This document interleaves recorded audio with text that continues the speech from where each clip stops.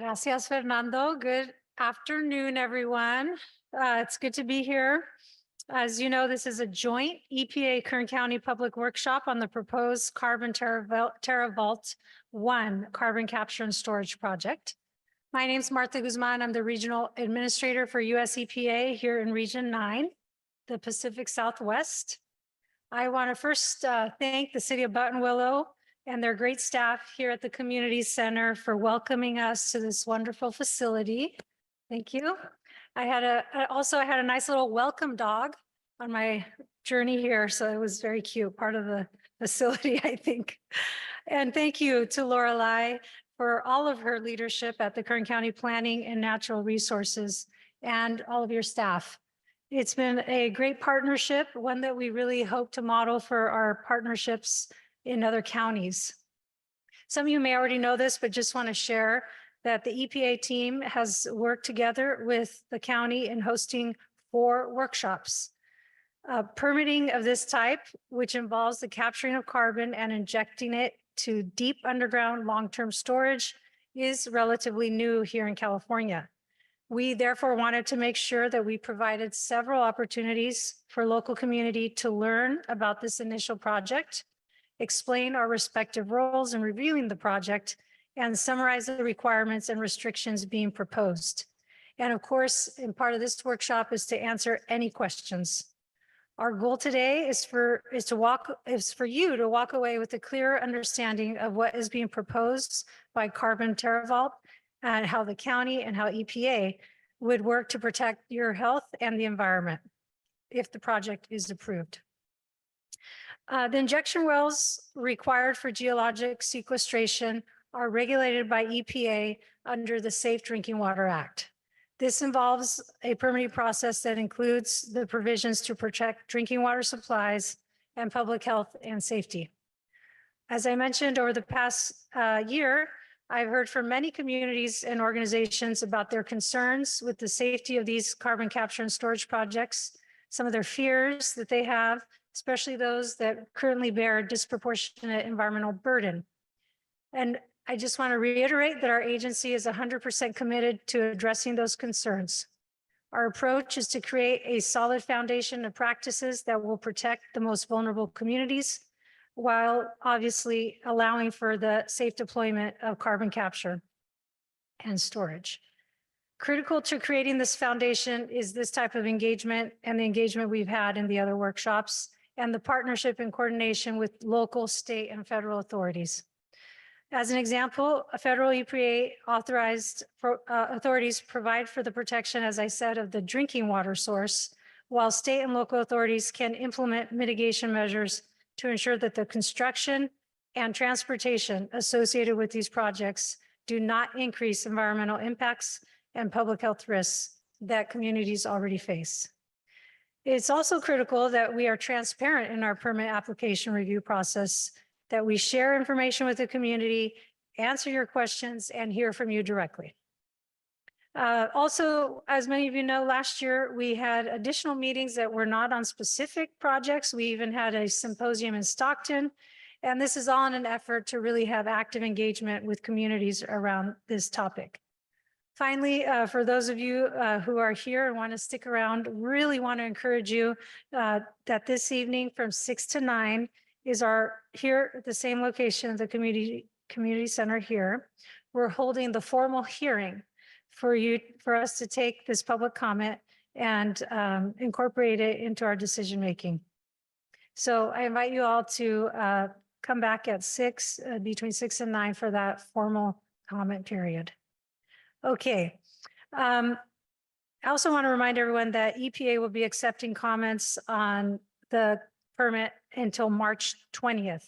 So you have a little less than a month now for anything that you may forget to mention this evening or today to get those formal comments in until March 20th.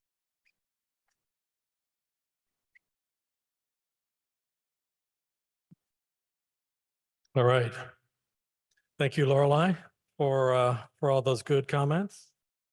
My name is David Albright, and I work for the Environmental Protection Agency in the Pacific Southwest region.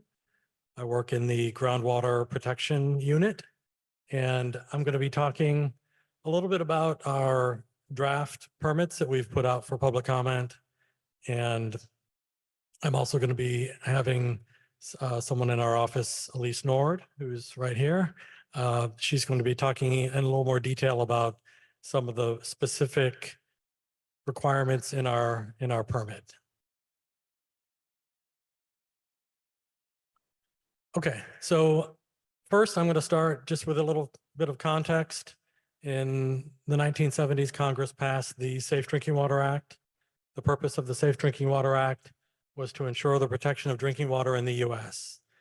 And as part of the Safe Drinking Water Act, there is a regulatory program called the Underground Injection Control Program, or the UIC program. And the UIC program has a mission to protect underground sources of drinking water. So underground sources of drinking water are defined in our regulations as aquifers that contain less than 10,000 parts per million TDS. So any aquifer that has the quality of 10,000 parts per million TDS or less is considered a USDW, or underground source of drinking water. And we protect those aquifers with our UIC program. The way that the principal way that the UIC program protects public health and underground sources of drinking water Las is through a fuentes permit process. subterráneas this slide del here agua potable es a is través a de un depiction proceso de of the permiso. UIC permitting Aquí process. está el proceso Starts de with permisos a permit UIC. application that's submitted to the regulatory agency. In the case of wells for carbon sequestration, EPA is the regulatory agency with responsibility. So any request for carbon sequestration would come to the EPA. We get the permit application and conduct a administrative review of the permit application. That's really to ensure that all the elements that are supposed to be included with the permit application are actually there. These applications are very lengthy, with numerous modules for different types of activities. Once we complete the administrative review, we move into a very thorough technical review of the application to determine if the project as proposed, if the injection wells that are being proposed will comply with the UIC regulations, will comply with the Safe Drinking Water Act, and can be permitted by the EPA. The third step in the process is the step that we're currently in. And in this step of the process, EPA makes a draft decision. And so we did issue in December of 2023 4 proposed permits for Carbon TerraVault, which means that we made a preliminary decision that these permits could be issued and would comply with the Underground Injection Control Program and with the Safe Drinking Water Act. As part of our public process, after we make a preliminary permitting decision, we provide public notice. We have a public hearing. As Martha was noting, our public hearing will be this evening between 6 and 9 for these permits. And then we accept public comments that are submitted both in writing and at the hearing on the proposed permits. Once the public comment period ends, we consider all the comments that have been submitted and make a determination based on the full record, the full administrative record, the application, any comments that have been received during the public notice process. And we make a final decision to issue or deny the UIC permits. Once the final decision is made by the EPA, there is an appeal process. EPA's UIC permits, if appealed, go to the Environmental Appeals Board. And then there are additional appeal processes after that. And basically once any appeals that are made to EPA's decision have run their course, then we would make a final decision on the UIC permits. So now I'm going to talk a little bit more in depth about the UIC permitting program and some of the key concepts that are critical to ensuring protection of public health and underground sources of drinking water with our UIC permits. First among those is reviewing the geology. So in order to have injection wells that are safe and effective and operate as they should, you need to have a geology that is appropriate for the type of injection that you're proposing to do. We look at the injection formation, which has to have properties that will allow the injection of the fluid into that injection formation. There has to be above the injection formation another geologic formation that confines the injection formation, so confines the fluid and whatever is being injected into that formation to ensure that the injection fluids are remain in the injection formation and don't migrate to other underground formations, don't migrate to shallower zones or to the surface. Well construction is also very important as part of our UIC permitting process, ensuring that the injection wells are properly constructed so that when materials are injected into those wells, they will go from the surface down to the injection formation. And so just generally with UIC permitting, there's different types of UIC permits. Different types of UIC permits have different construction standards. And Elise is going to talk a little bit more about the specific construction standards for the CTV wells. But in general, there is a number of steel tubes that are used that go from the surface down into the subsurface, tubes of different depth. Those steel tubes are cemented in place. And then in the middle of all these steel tubes, there is an injection tubing or string, as we call it, where the injection fluid would go down from the surface down into the injection formation. All of this is to ensure that the wells are constructed in a manner that will not allow those fluids that are being injected to migrate into any other geological formation. Well operation and monitoring is also very important as part of our UIC permits. We have restrictions on the pressure that injection wells can inject at, the volume of injection fluid. There's a lot of monitoring that our UIC permits include to ensure that the wells are operating properly, that the formation, both the formation that's receiving the fluids and in some cases other formations, are being monitored to ensure that the entire system, if you will, is operating as it should, that the injection fluids are going where they're supposed to go and not going elsewhere. Once injection is complete, well abandonment and closure is also very important, ensuring that any wells that have been constructed are properly plugged and abandoned, that the materials used are appropriate for the environment that they will face. In the case of class 6 wells, that means being resistant to CO2, having resistance to corrosion in the subsurface. So it's important that the plugging materials are appropriate and that the plugs that are put in the well are placed properly to ensure protection of underground sources of drinking water. Financial assurance is the last concept on this slide, and financial assurance is really about ensuring that the federal government, EPA, will have resources available if needed to plug wells, to carry out monitoring, to do whatever needs to be done at a UIC injection well site if the operator is not able to fulfill those responsibilities.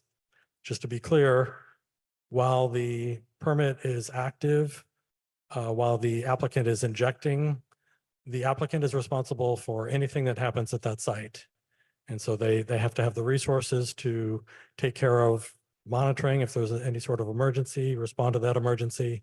And really financial assurance is about, in the instance that the applicant or the operator and owner cannot fulfill those obligations, EPA needs to have those resources that have been set aside in a bond, in an insurance policy, so that we can call upon those resources to do what's needed at the site and not have to use public taxpayer dollars.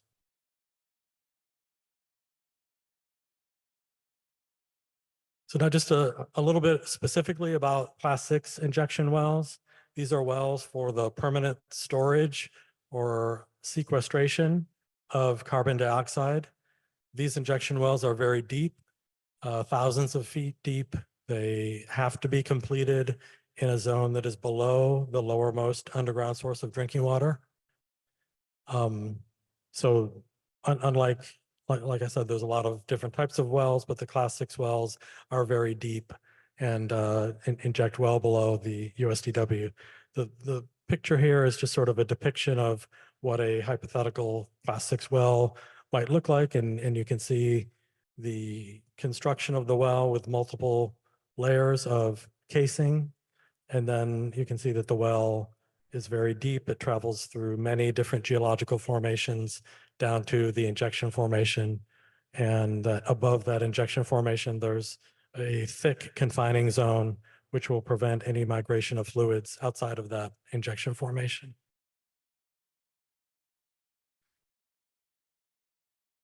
Just a little more on class 6 wells. It is particularly important that these wells are sited in a location that has the proper geology. CO2 is very buoyant. It can be corrosive in the subsurface. So ensuring that the geology, that the permeability and porosity of the formation is such that it will allow injection of CO2. Most of the class 6 wells are injecting very high volumes of CO2. So you need to look at the formation, ensure that it can accept that, that amount of CO2 over the decades that is being proposed for injection. In addition, as I noted before, it's very critical that the formation, that there is a formation, a confining formation above the injection formation made of a rock that is impermeable, a shale or clay zone that will prevent any migration of fluids out of the injection formation in order to prevent contamination of shallower aquifers or underground sources of drinking water. So now I'm just going to talk a little bit about the Carbon TerraVault I project, and Lorelei, I think, highlighted, but I'll just emphasize the county's process that Lorelei was talking about is a CEQA process for the entire injection project in the Elk Hills oil field. That project is comprised of 2 separate UIC permit applications that have been submitted to the EPA. One is called the 26R permit application, and one is the A1, A2 application. In the figure, it's a depiction of the area of review for each of those 2 projects. I'm not great with colors, but I think the red shape there is the 26R project, and then the orange maybe is the A1, A2 project. So CTV submitted 2 different permit applications, and we are here talking mostly about the 26R. The hearing tonight is about the 26R project. Those applications were submitted in 2021, and we've now made a preliminary determination for the 26R permit application and have issued those 4 proposed permits. The A1, A2 application is still under our technical review at this point.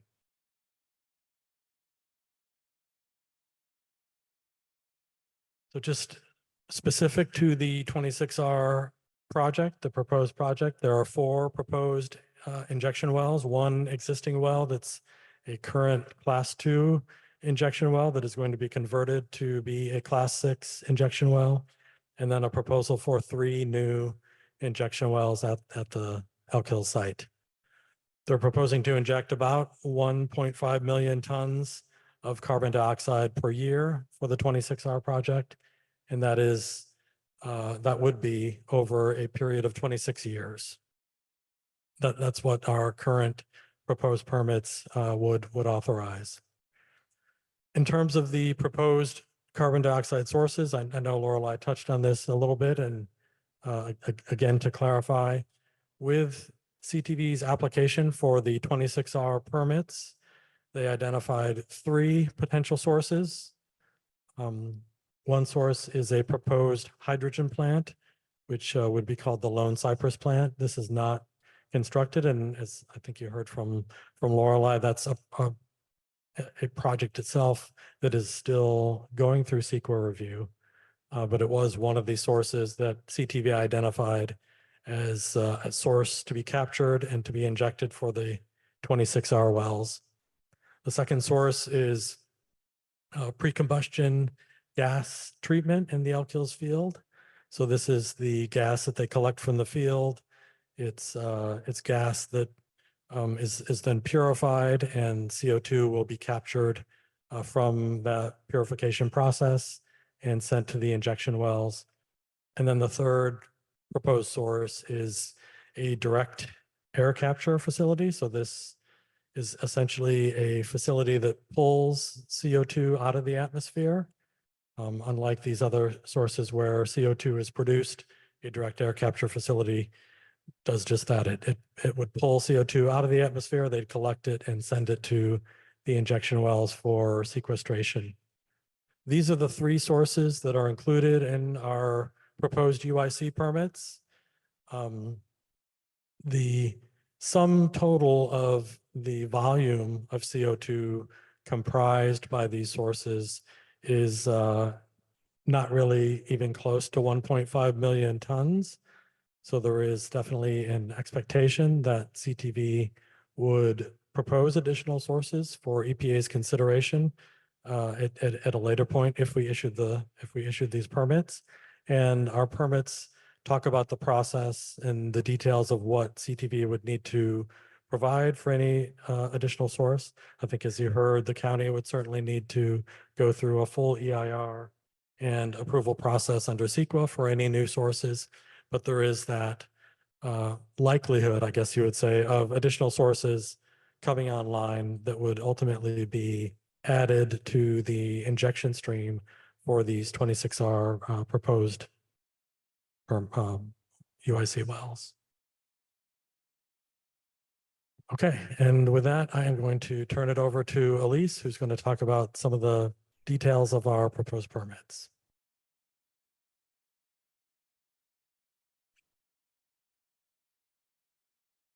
Hi, everyone. My name is Elise Nord. I'm an environmental engineer and permit writer in the groundwater protection section at EPA. I've been reviewing the 26R project, so I'm going to go over some of the project details and also some of the permits or some of the requirements in the draft permits. And Emily wanted me to say that we see your questions coming in on Zoom, and we'll get to those at the end of the presentation. So starting with the geologic setting, this was evaluated in the Class 6 permit application that CTV submitted, and it would be further evaluated through pre-injection testing should the draft permits be made final. Data submitted in the permit application was collected through well logs, well core analysis, and seismic surveys. And it's important to get good geologic data of the site to characterize any risks in the area, inform construction and operating plans, and determine the area of review. So what we're looking at here on this figure is a geologic cross-section. This is a simplified version of what the rock layers look like underneath the project site. So starting with the lowest layer that we see on the figure, this is the Monterey Formation, and this is the proposed injection formation. Data submitted in the Class 6 permit application showed that this formation can accept carbon dioxide based on the areal extent and thickness of the formation and the porosity and permeability. Above the Monterey Formation, we have the Reef Ridge Formation. This is the confining formation, and it completely overlies the injection formation and acts as a barrier to upward fluid migration. Data submitted in the permit application showed that the Reef Ridge Formation is free of faults and fractures that could lead to fluid migration. It has sufficient areal extent and thickness, and it can also withstand the proposed operating pressures and volumes. And then above the Reef Ridge Formation, we have the Etchigoan Formation. That formation will have required monitoring in it. And then closest to the surface, we have the Tulare formations, which I'll go into a little bit more detail on the next slide. All right, so as I mentioned, the Monterey Formation is the proposed injection formation. It's approximately 6,000 feet below ground surface, and it consists of highly porous permeable sand. The Reef Ridge Formation is the confining formation. It's approximately 5,000 feet below ground surface and consists of about 1,000 feet of impermeable shale. So the Tulare formations are the only formations in the project area that have a total dissolved solids concentration of less than 10,000 milligrams per liter. And if you remember David describing the requirements for an underground source of drinking water, that is one of the requirements. So the lower Tulare is an exempt aquifer, and that was exempted through a previous regulatory process. And the upper Tulare, based off of data submitted, is believed to be an unsaturated zone. So that would not be considered an underground source of drinking water either. This will be confirmed through pre-injection testing when additional wells are constructed. All right, I'm going to get into a little bit of the construction requirements for Class 6 wells. So this figure is a diagram of some of the components that are included in a Class 6 injection well, and as an example of what it would look like. So the tubing, which David mentioned earlier, is the one with the red arrows going down at the innermost pipe. And that's what's going to bring the carbon dioxide from the wellhead down into the injection formation. To the outside of the tubing, we have the annulus. That is a space that's filled with an annular fluid that's constantly measured for pressure. At the bottom of the annulus, that green rectangle is a packer, and that seals that annular space and prevents any upward fluid migration from the injection formation. To the outside of the annulus, we have the long string casing. This is a pipe material that prevents the well from collapsing in on itself, and it is cemented to surface. So Class 6 wells are required to have multiple layers of cement casing. They are required to be made with carbon dioxide compatible materials. They have to be able to be equipped with the necessary testing and monitoring equipment. And they have to allow for any workover tools that may be needed. All right, so as mentioned before, CTV is proposing to convert one Class 2 well to a Class 6 well. This would involve removing the current tubing and packer and replacing it with a tubing and packer that is compatible with carbon dioxide. It would also involve installing the necessary testing and monitoring equipment, and then doing mechanical integrity tests, which is when you check for leaks in the well and outside of the well. The three other wells are going to be or would be newly constructed wells. They would also need to be constructed with carbon dioxide compatible materials, and they would have to have the necessary testing components and also undergo mechanical integrity testing prior to injection. The wells will also be equipped with an automatic surface shutoff system. So that monitoring equipment on the wells that I mentioned will send real-time data to a centralized facility.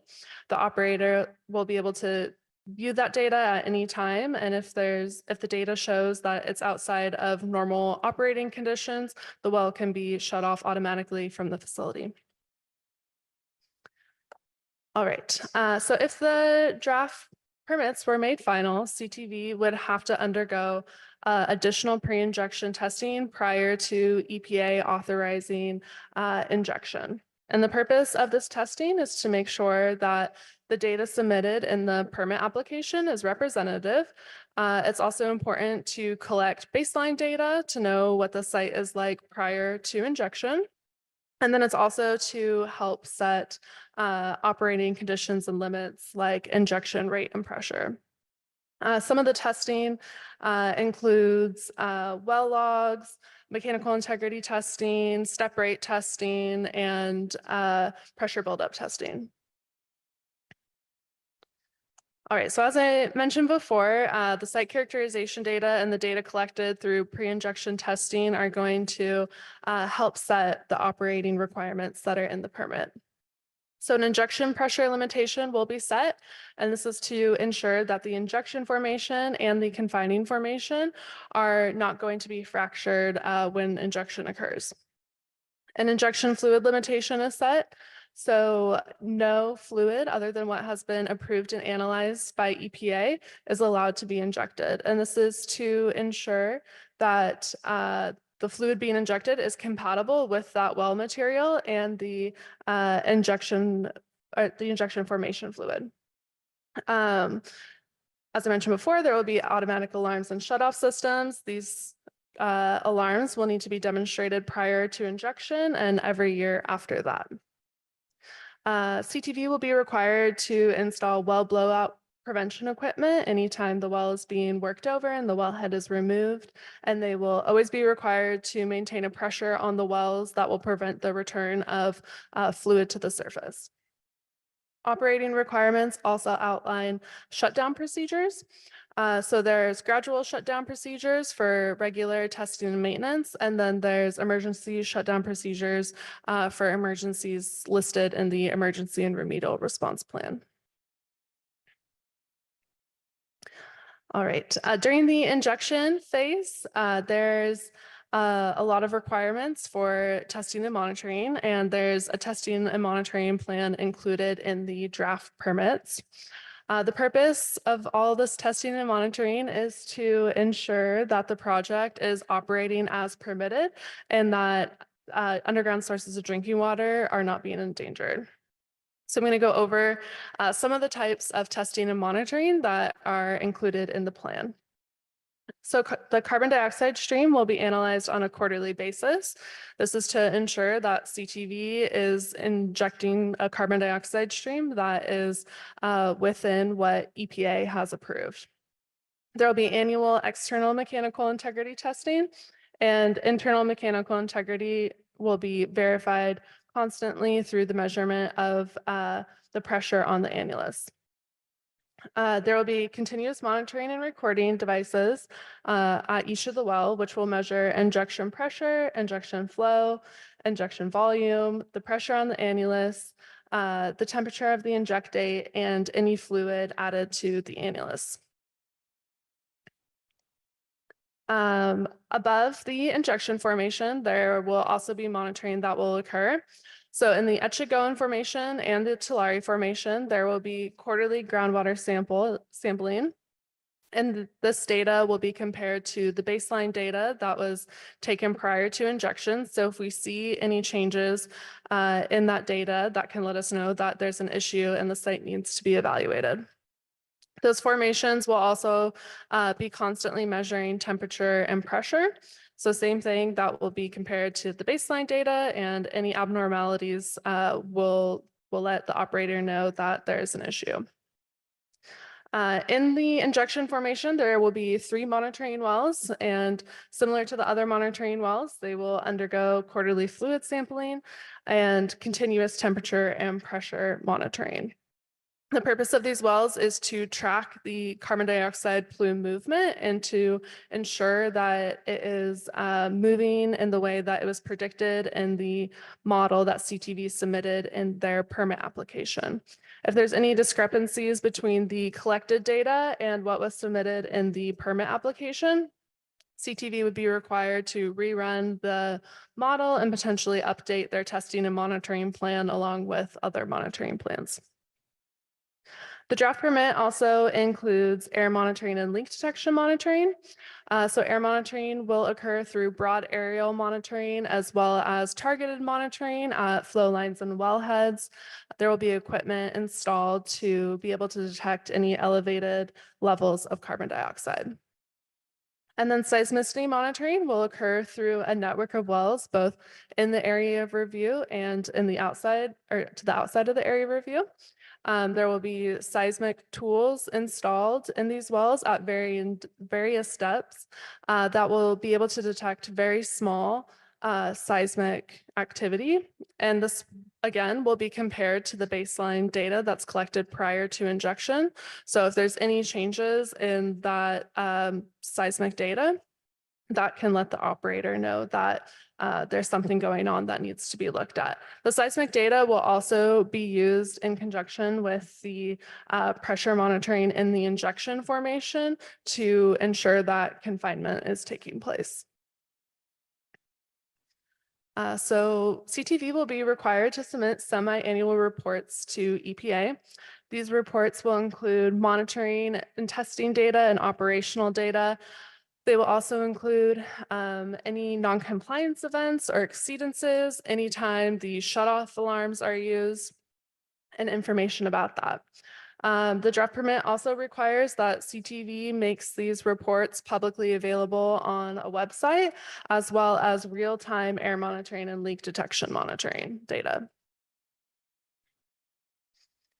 So after CTV is done injecting for this project, they would still be required to monitor the groundwater quality and track the position of the carbon dioxide plume and pressure front for 50 years post-injection. And that testing and monitoring is very similar to what is done in the injection phase with water quality sampling and temperature and pressure monitoring. So the post-injection monitoring must continue until the data shows that the carbon dioxide plume has stabilized and that it's not going to be an endangerment to underground sources of drinking water. At that time, CTV would submit that data to EPA for review, and EPA would make a decision on if they agree or if CTV needs to continue monitoring. And so the post-injection site care monitoring will continue to happen until EPA approves site closure. So well plugging is a very important aspect to the underground injection control program.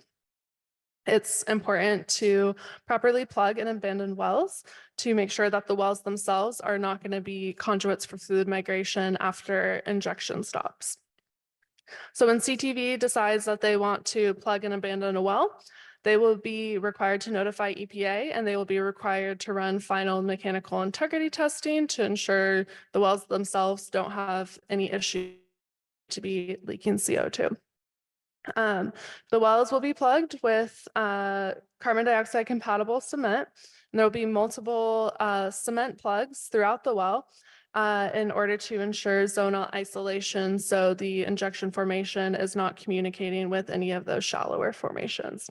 And the placement and the number of these plugs is evaluated on the geology and construction of the wells. The Emergency and Remedial Response Plan, or ERRP, describes the actions CTV would take to address movement of the injection fluid or formation fluid if it was to endanger underground sources of drinking water or public health. And some of the scenarios that was evaluated by CTV include seismic events, natural disasters, well mechanical integrity failures, and monitoring equipment failures. So in the Emergency and Remedial Response Plan, they've outlined all those different scenarios and the severity of them and what their actions and steps would be to address those issues. The permit requires periodic reviews of the ERRP, which is at least every 5 years and more frequently if needed. All right, CTV is required to maintain financial responsibility for this project. In the Class 6 permit application, they submitted cost estimates from a third party. So this is the cost it would be if EPA needed to step in and complete this work. And this is for plugging and abandonment. This is for post-injection site care and site closure, and the Emergency and Remedial Response Plan. These costs are evaluated every year, so they could potentially be adjusted based on inflation or where the project is at, or if there's any changes with the project. And those changes and amounts would have to be approved by EPA before that happened. So CTV has obtained a letter of credit for about 10 million with the standby trust agreement. And this is for the plugging and abandonment of wells and the post-injection site care.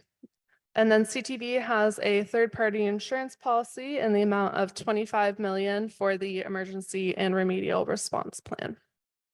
And these are financial mechanisms that would be available for EPA use if anything were to happen to CTV and they couldn't do the work themselves.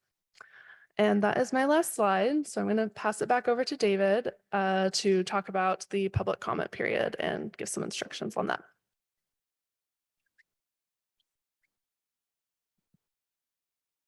All right, thank you so much, Elise. Very excellent job on that.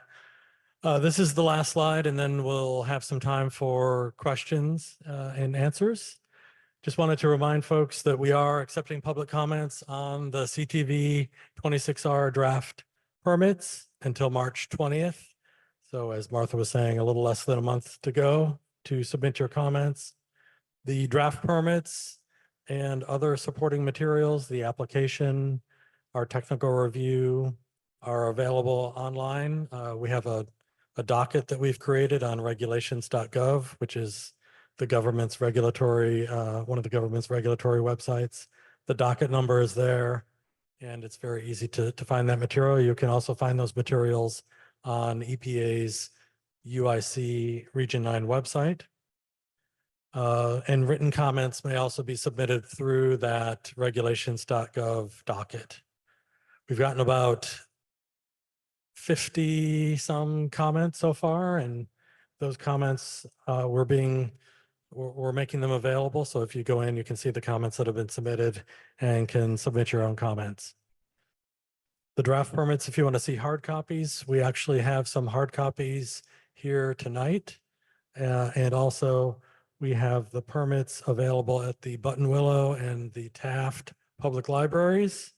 And Kern County Planning and Natural Resources Department has been kind enough to hold those documents as well if you want to flip through a hard copy.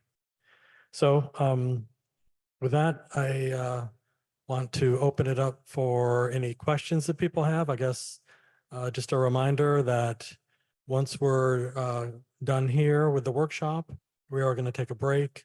And then this evening, starting at 6 o'clock, we'll be having our public hearing, which is an opportunity for members of the public to provide oral comments, to provide testimony about the UIC permits. Okay, so any questions that people have? And we also, Fernando is here if someone has a question that they'll pose in Spanish, and he can interpret it for us as needed. Okay, I know that we also have, we're providing this workshop via Zoom, and I think there were maybe some questions that are coming in off of Zoom, so maybe we'll take those.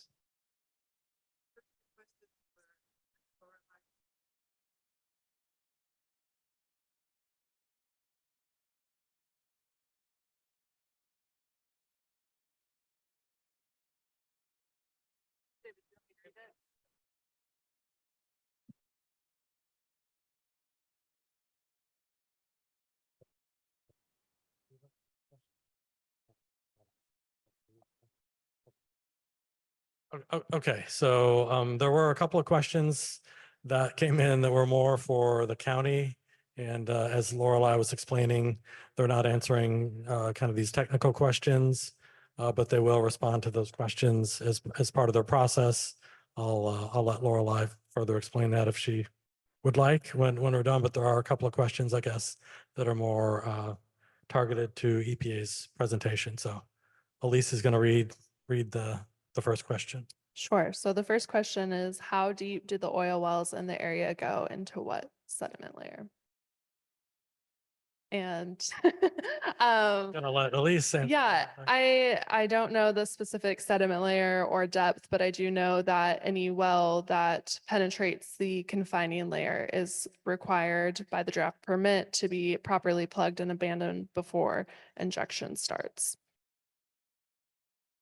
But I'll just add so any well that penetrates through the confining layer into the injection formation within the area of review. So the Elk Hills oil field obviously is enormous. There's lots of oil and gas wells. And so we're really referring to those wells, any well that is within the area of review that penetrates down to the confining zone into the injection formation. All of those wells will need to be plugged and abandoned before we would authorize any injection into the Class 6 UIC wells. Yes, thanks for adding that detail. And then the second question is, considering seismic activities in Kern County, do you think it's realistic to assume that geologic layers are fixed and would not experience dry movements for fracture to allow carbon dioxide up migration at any time in the future permanent storage? So California is a seismically active area. The confining formation, it's a reef ridge, is that correct? The reef ridge is a very thick geologic layer. And so I think we felt confident that it is a competent confining layer and will prevent upward fluid migration from the injection formation. I guess a couple other things I would add. One is there's a lot of monitoring that our permits will require. So to the extent that something were to happen, if there's seismic activity, we will certainly, or CTV, if these permits are issued, would be monitoring that seismic activity and would shut down injection wells and assess what the situation is. There's monitoring that occurs within the injection formation. There would be monitoring that occurs in the zone just above the confining zone.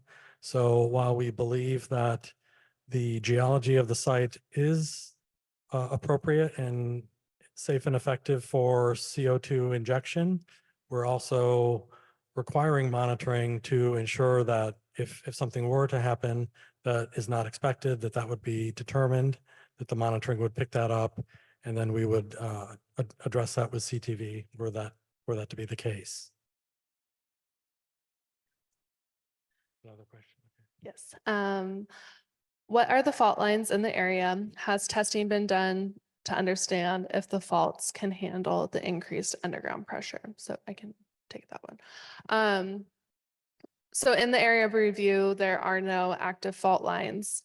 And one of the benefits of this project is that the injection formation is a depleted oil and gas field. So it's only about 200 to 300 PSI right now versus if it was not a depleted oil and gas field, it would be thousands of PSI. So that means it's a really low pressure.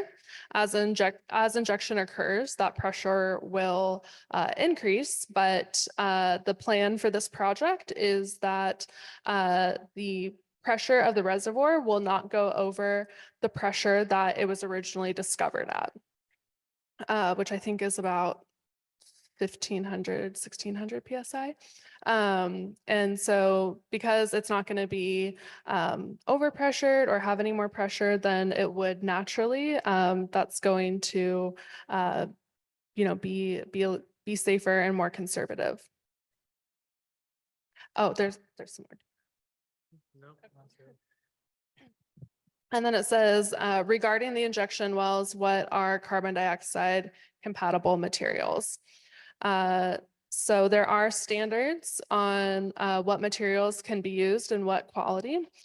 So there's types of steel that are considered compatible with carbon dioxide, and then certain types of cement, but again, they have to be at a certain quality.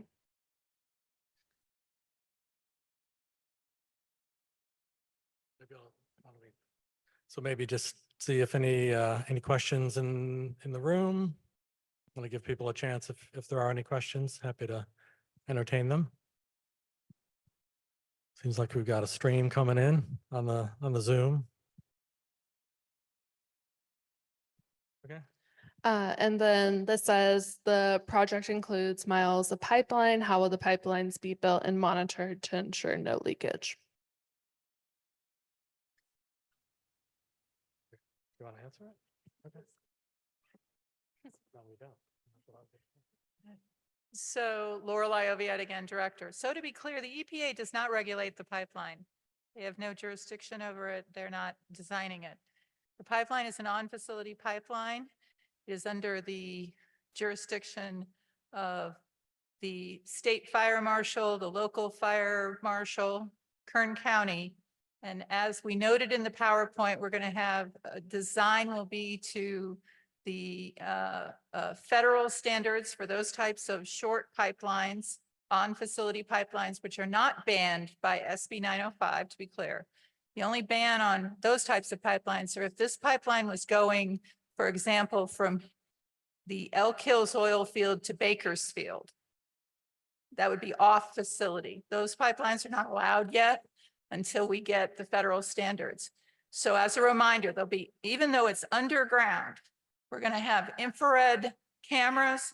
We're going to have automatic shutoff, which is one of the things that other CO2 pipelines have not had, and where you, the EIR in the hazard section has every single CO2 accident going back to the 1800s.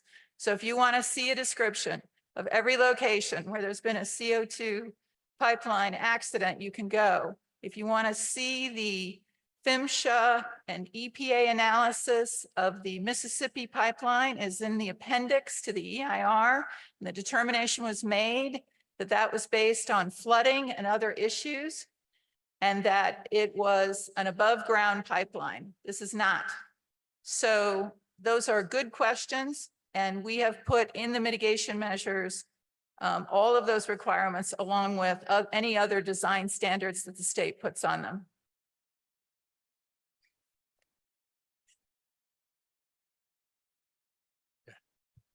Thanks for that, Lorelei. I know that this is a little irregular and not what you would typically do as part of your process. So thanks for responding to that question. And sounds like there's another one. Okay. Is it possible for the carbon dioxide to move outside of the area of review?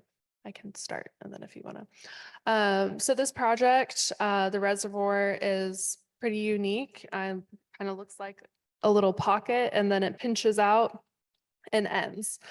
So unlike some saline aquifers that kind of go on forever and the CO2 travels with the aquifer, the geology in this project is a little bit different. And this reservoir has been able to hold oil and gas for many, many years. So based on the analysis that we have done, we don't believe that it's likely that carbon dioxide would move outside of the area of review. Yeah, so I guess I'll just add, as part of the permit, there are requirements for CTV to monitor the injection formation, to monitor other formations, to really, once injection starts, follow and track what's happening in the subsurface. Where is the CO2 going? What are the pressures in the injection formation? And to the extent that data is collected that is different from what had been submitted initially, CTV would be required to remodel, to relook at the area of review. So while the modeling that has been done, we feel is very good modeling, we feel confident in that modeling. That's something that can change. And if it were to be changed, if the area of review were determined to need to be extended, then we would do that. We would look at any additional wells that are located within that revised area of review. And those wells would need to be plugged if there were wells that penetrated the confining zone or were completed down into the injection zone. So while we feel confident in the modeling that was done, that we've evaluated, that is something that can be ongoing and could change, but our permit has conditions to address that situation, and what EPA would do and what CTV would have to do were things to change it all with that area of review. All right. Will there be third-party monitoring and will the public have access to the data? So there will not be third-party monitoring. The monitoring is, and again, I'm speaking here with respect to EPA's UIC permits. I don't know all the details of what's in the county's EIR, and in fact, that's still an ongoing process. So things could change. So when I'm responding to a question like this, it's really from EPA's perspective. From EPA's perspective, the monitoring that's required in these UIC permits will be done by CTV. It will not be done by a third party. The data that's being collected will be available to the public. All the data that's being collected will be available. Some of the data that we're requiring to be collected will be available in real time through a website, but all the monitoring data will be available to the public. Are you requiring an odorant added to carbon dioxide? If yes, what have you chosen as a safe odorant? Yeah, so our draft permit does not require odorant to be added to carbon dioxide.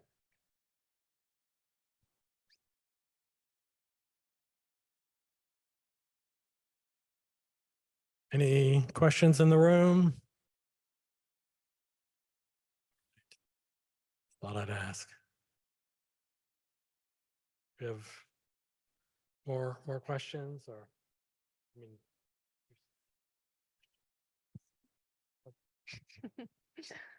okay.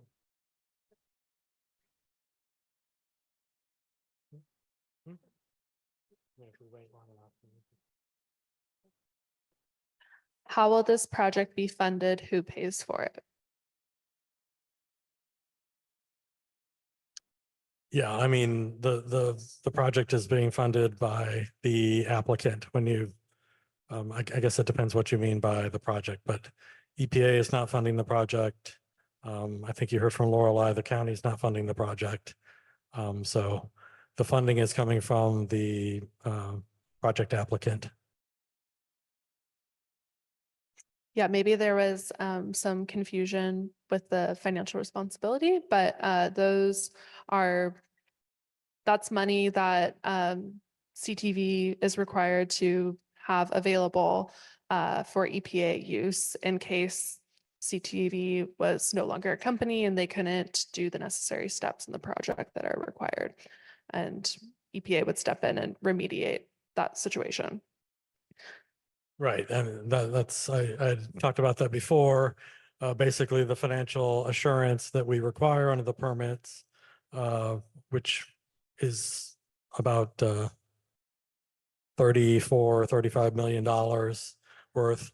That is money that would be available to EPA if we needed it to conduct monitoring, to plug wells, to conduct emergency and remedial response if the company was unable to do so. But the expectation is that the company, while the project is active, will take care of all of the monitoring, the well plugging, any emergency response that's needed. And that will be paid by the company, not by EPA. Good. Yeah. Okay. Last call in the room for any questions. Oh, I see a hand. Please, we had a microphone there. We have a microphone over here on the right.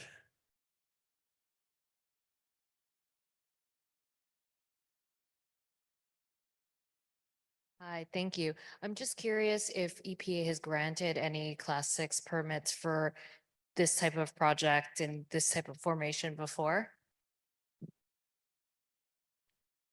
So EPA has issued a small number of Class 6 permits, all of them in our regional office in the Midwest, in our Region 5. So those were in the states of Illinois and Indiana. I believe, and there was only a couple that were issued in 2013, 2014. And then there were just recently 2 issued just actually in the last month or so. I believe those Class 6 permits were for injection into saline aquifers, not into depleted oil and gas reservoirs. Do you know? Okay. I think that's the case. So short answer is EPA has not issued a Class 6 permit for injection into a formation like this. Thank you for the question. I knew if I kept asking, eventually someone would break down and ask a question. So. Okay, well, thank you. I think I am going to give Lorelei an opportunity to close this out. But thanks very much for coming. And again, we'll be here tonight between 6 and 9 p.m. for the public hearing on the UIC permits. And obviously we'll be here between now and then if you have other questions or just want to chat with any of the EPA folks. But thanks very much for coming. Martha and I are going to close this out. We just want to thank you. I personally want to thank the EPA. This project has been, the first one in California, and it's complicated, and we have learned so much from the excellent science that the EPA has provided. And we absolutely, in Kern County, are interested in your specific comments about the mitigation measures and what we may have overlooked or what you're not clear is going to be implemented. And if you go to our website, we have the PowerPoints in both Spanish and English, and we have all the contact information. Thank you, Martha. Thank you, Lorelei. Well, I learned something new today about the creativity of Kern County and their taxation fee, which is very important. But I really do appreciate you guys taking the time, because all of these, you haven't dialogued much in the room today, but hopefully at the public hearing, we'll hear more of your recommendations and your thoughts, even just from the comments in the chat. Talking to Lorelei about that third-party monitoring, which we had talked about for some time. So we're thinking about your comments, and I really appreciate you taking the time virtually and in person to do that. Okay, and I encourage you to come back. Thank you, guys.